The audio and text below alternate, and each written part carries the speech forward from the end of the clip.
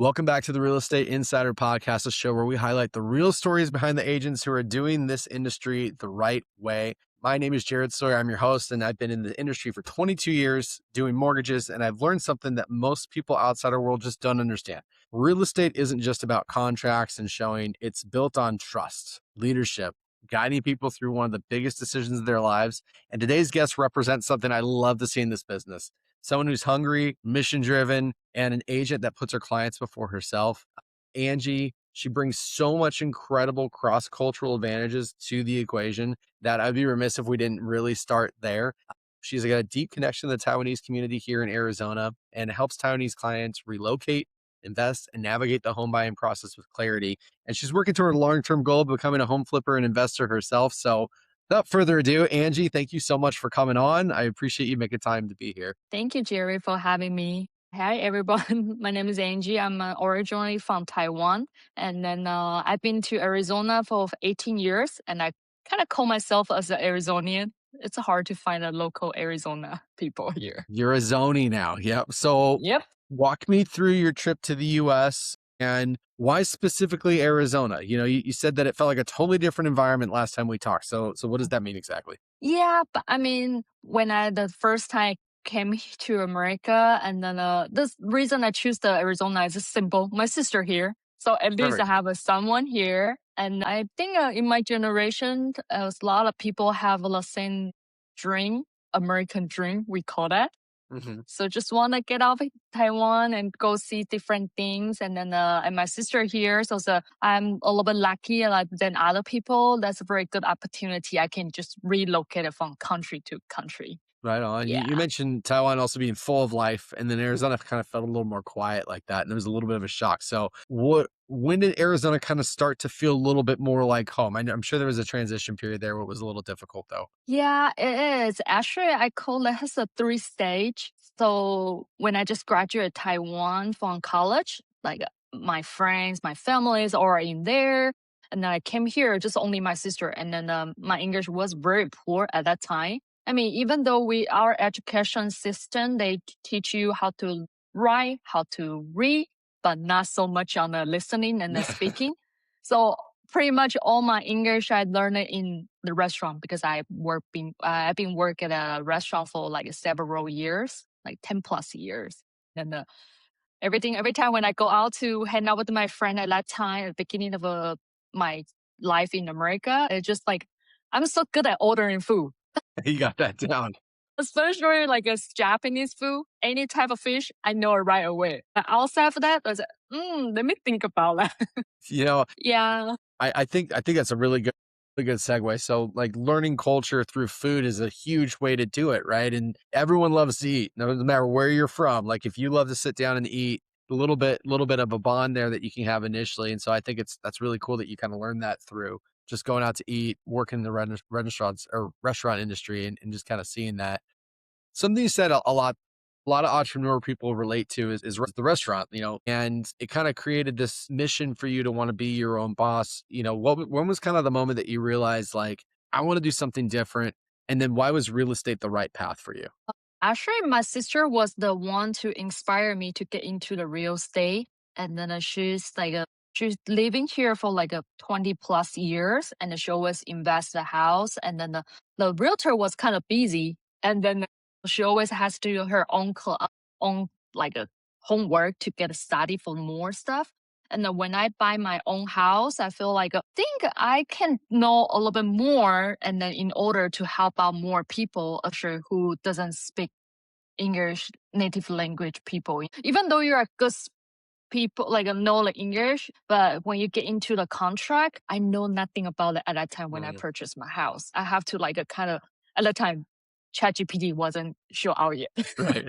Cannot save my life yet. So I have to like do the Google Translate words by words. So I was like, I like the like in real estate because I see through with my sister or see the houses, and then I said maybe I can get a license to be professional and I can help out people who like me. Yeah, Yeah. so that's a kind of make me get into the getting like I really want to get a license. Yeah. I getting the real estate license is not anything easy, even if you do speak English as your native language and you want to do the test, because there's a lot that goes into it. But adding that degree to it where English is a foreign language for you and there's that degree. I mean, how hard was that getting the real estate license? Because I'm sure that's a whole process in and of itself. You might know the context of what you're talking about with real estate, but then studying is a whole different thing. How did you get through that and how did you overcome that? My goodness, it was so difficult for me. Like it's supposed to be a 96 hours for the online course, and then it took me like probably 5 months to finish it to like fully understand that. During those time, I was living like a zombie mood all the time. And then I mean, it's just like it took me three times to pass the state exam. So it's not easy at all. But I mean, when I get into that, after I finished my third time, I came out for the test center and they just hand me like this, like paper is upside down. I couldn't even see my score. And I said, how I did. And they just be quiet and say, you can see by yourself. I was like, oh my goodness, I don't want to come back again. So I fled. I literally cried and I called my sister right away. I was like, I did it. Can you believe it? I really did it. So it was like a big like achievement at that moment for me. That's something you Yeah. should absolutely be proud of for yourself, and not a lot of people are able to even do that. So, I mean, you did that, and it wasn't even your first language. So, I mean, that's impressive. For someone over, you've been in the industry for almost 2 years now. You're already moving transactions, and you're getting deals done. You talked on our first call about 11 deals and losing track, which is probably a good sign that you're building some traction. Where did the first deals come from for you? Because I think a lot of the time in real estate, the hardest part is just kind of getting momentum and getting started. So for you, where did you find your first clients that you were helping? Actually, first couple transaction happened around the same time. First one, really first one's friends, and then the second one that came at the same time is like the people who I just post on the like I call the Chinese version of Facebook called 小红书, like a little red note. People using it all the time, a lot of time right now, and then somehow they relocated here from Singapore actually, and they speak Mandarin as well. So I got a quick connection with them, and then I guess that's the way how I talk and earn their trust. And then the husband's here, but wife is actually in Singapore. So I've been talking to her all over times, and then get her trust, and then after like I think 3 months, then we made a deal. Yeah. That's Yeah. that's great. So you're able to just kind of connect there. So with that early deal, it kind of helped you beat the first 3 years or dead narrative, and working right towards it. So what have you been able to build on top of that? Has it been primarily in the Taiwanese Chinese community that you built your base, or have you seen other people come into the mix as well? To be honest, my clientele more base is more from people who speak same language with me, like Mandarin. Yeah, and then now getting more people recognize I actually speak Taiwanese. For a lot of older people, they actually feel more friendly. I speak Taiwanese, so they will like call me Lily. Say, "You speak Taiwanese?" Yes, I do. And there's okay, I'm gonna use you now. Oh, that's perfect. Because real estate's a hard transaction, right? And there's a lot of stuff that Mhm. moves through it. But being able to really speak the same language, I think just creates a bond right away with Mhm. somebody. It makes them feel like they can truly express themselves. And so, I mean, you have something a lot of agents really don't. You've lived over in Asia and then you've also lived here in Arizona. So you really have a reference point for both. What kind of comes out in these conversations that you're having with people that are looking to relocate? I mean, do you find that there's that immediate bond, or does it sometimes take a little while? Sometimes takes a while, but I think the first things when I do the first consultation, I always like I tell them everything even though the all some of the agreement we have to have a buyer broker agreement at beginning since we start showing the house. I always tell them again, hey, what option you have, and then you pick whatever you feel comfortable, and then explain. I mean, depends on the people. If I know they know more English than other people, then I'll just say, hey, go ahead, feel free to look at that detail, and any question, reach out to me anytime. Or some people, if they are a little bit like they busier, and I will willing spend the time with them, sit down or Zoom meeting with them. Hey, one by one. like by line to explain to them. And then I think that makes like people, my client feel like I'm willing to spend more time, not just to push them to buy. I'm also tell exactly what they are getting to it. Not like, oh, they are relocated here, know nothing. And then I just like, "You- you're on your own, you know? I'm like kind of pretty like a little bit more like a little bit saying babysit, but it's not. I don't know how to describe it. It's better. No, that makes Sounds sense. better. Yeah. No, you got to take some baby steps in the process for sure, and kind of hold their Yeah. hand through it, right? Mhm. Help them feel Mhm. comfortable. Our last conversation too, you brought up TSMC and how it's bringing more people to the valley, and you're starting to see this trend happen when it comes specifically to folks from Asia moving here for jobs and other reasons. Are you noticing a trend with more where they're buying like a primary home, like an owner occupied, or are they buying investment properties, or is it a mix? I think it's a mess. I mean, to beginning, my clientele more like a primary home. They really actually locate here because the kids here they prefer their children to have a education here, Hmm. and then the most likely is a primary. But getting lady, I getting more the investor actually who from Taiwan, who from California, different state. They all like look into the TSNC is growing, it's booming right now in Arizona, so they get more investor get into here. Okay, gotcha. So you're seeing a pretty healthy mix then, it sounds like, for the most part then, right? Yeah, for at this moment, yes. So you joined West USA. That's what the Mhm. team with it, and especially because a lot of the investors are asking you about property management and what have you. Has that been a pretty good resource then? Because if you're seeing investment properties come in, not everyone's going to live here full time, and so sometimes having that property management team with you. Why did you choose that team specifically? Was it because of that, or were there other reasons for that? First of all, definitely is a split. It's better.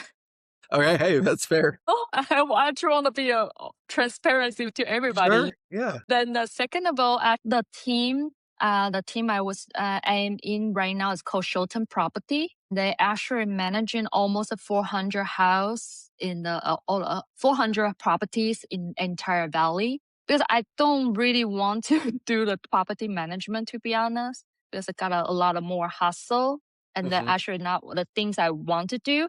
I would rather to kind of guide people buy, sell, and then invest.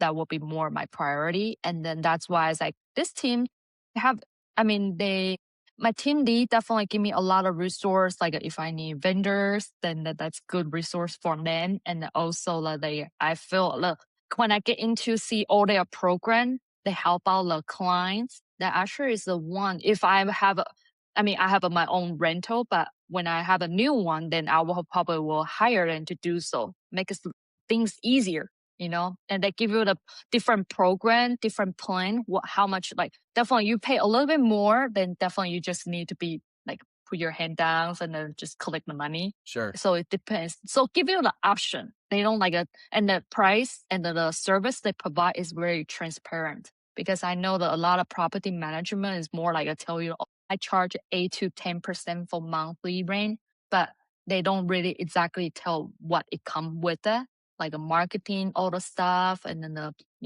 yes, renewal inspection, or they don't tell you, and then once they need something, they tell you right after. Oh, I needed this additional cost. So I don't So think that's transparent to me.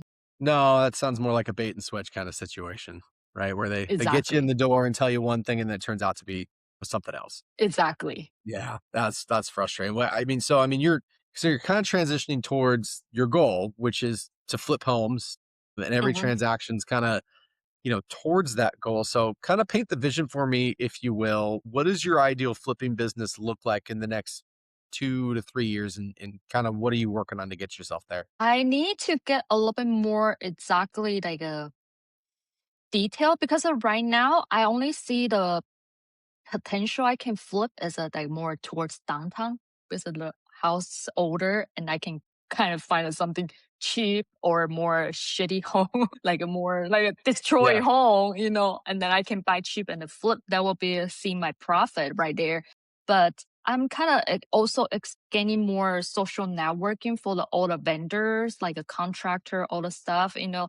I'm pretty sure everybody in this industry know that it's very hard to find reliable contractor. Yeah, so I want to get more people, not only just rely on one. So that's Like the get things as I'm many people in that network as possible. So, are you looking specifically at distressed homes, or are there other types of properties that you're looking through? at this moment. I think I'm very like a little beginner of the Philippines in the industry, so I kind of still haven't had a set concept yet what I'm gonna do. But I'm kind of collecting all the experience blipper. What is more like kind of try to find a way how I want to do it. I'm not Yeah. sure if you can understand what I'm trying to say. No, I got you. And it's hard sometimes getting going, figuring out that right avenue that you want to go down. And sometimes it's a trial and error kind of situation where I need to try something. Okay. I need to adapt to what I'm doing, and you said, you're still new and sometimes nervous, and that's okay. And newer doesn't Mhm. mean weaker. It just means you're in the building phase and you're learning what you need to learn to be able to build that business as you go. Since you are newer, it's a really good question.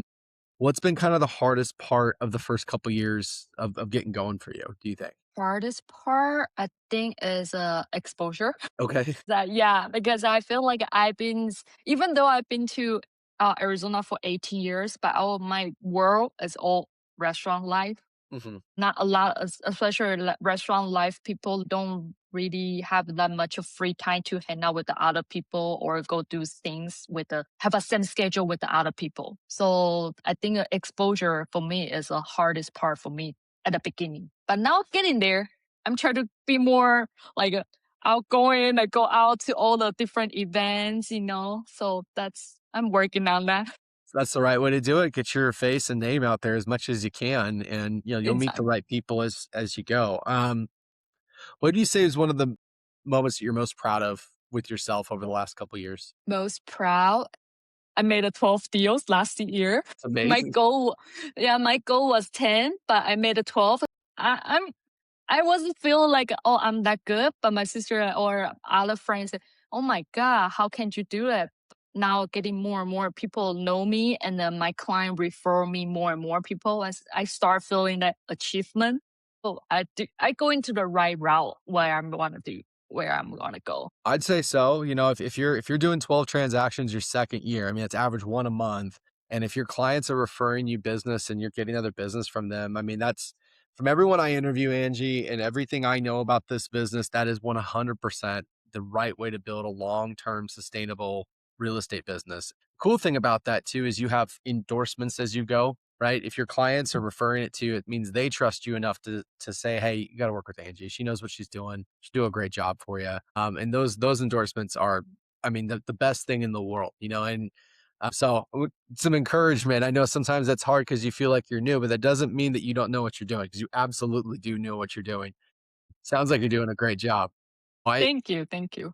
For other new agents that are maybe watching this, that maybe see a lot of themselves in you, that are starting out, they're maybe a little nervous or apprehensive or don't quite have, the confidence yet that they feel like they need to, what sort of advice would you give them? For me, I feel like, okay, I'm not afraid to waste my time, even though if it's going there for do nothing or free work for people. Because I think, especially first year, I always tell any like my mentor or any experienced realtor, just tell me anything I can do for you for free. It's okay too. I'm willing to spend my time as long as you okay to like kind of let me shadow and then let me learn. Yeah, I think that's that's the only way. You have to be hands-on and then go follow the people who you want to be like their level. Yeah, I think that's wise. Giving people the opportunity or giving yourself the opportunity to learn from others, and then them kind of pouring into you to kind of learn from example. I think it's really wise because, I mean, you're learning and you're absorbing the information as you go, and it's just going to help you get bigger and better. So, if you wouldn't mind, share with where people can find you. If someone has to be or happens to be watching this and they really identify with you and they either want to partner up with you or they want you to represent them on selling or buying a home, how can they find you, Angie? So they can find me on the social media, the Facebook, Instagram, then my ID is Angie Jao Realtor. It's easy enough to Easy. remember. And then or my phone number 480-352-6990. You can reach out to me anytime. On the Google business, I put a 24 hours, but I don't think people gonna call me during my sleeping time. But Hopefully other not at than 1 that, o'clock. Yeah, in the morning. Yeah. exactly. Hey, I had to deal with some client, like I have to like answer a phone call during the 2 o'clock because my client is overseas. Oh, that makes sense. Yeah, other side of the Yeah, world's on a yeah, different time zone yeah. than we are, yeah. Yes, yes. As long as I'm awake, I will answer the like phone or message anytime. I think that's another plus thing. Like my client never ever cannot get hold with me. No, that's perfect. I'm gonna make sure too in the description below that we have your information and the people that are watching this, they wanna reach out to you, they can get in touch with you. But, Angie, I really appreciate you making time out of your day, coming on and sharing your story. I think what you're building just in your first couple of years is really impressive. You should be very proud of yourself. And I really just I want to encourage you to keep going and keep doing what you're doing because it sounds like you're really on the right path. Thank you, Jerry. Really appreciate this opportunity. I when you first email I received from you guys, I was like, is that real? I even asked my sister, hey, can you read it? Did I read it wrong? And then she said, no, they are inviting you. I was like, ooh, that's another like achievement I got recognized. You are, and So that's a recognition you're doing a lot of the right stuff. And it's our hope that when we put this out there, that the right people see this at the right time and connect with you. I mean, that's the whole point of what we're doing. thank you, Jerry. You Appreciate are it. you are so welcome. Viewers, if you like what you see, please like, comment, reach out to Angie, connect with her. I know she would love to talk to you. Until next time, my name is Jared Sawyer. Goodbye and take care. Bye.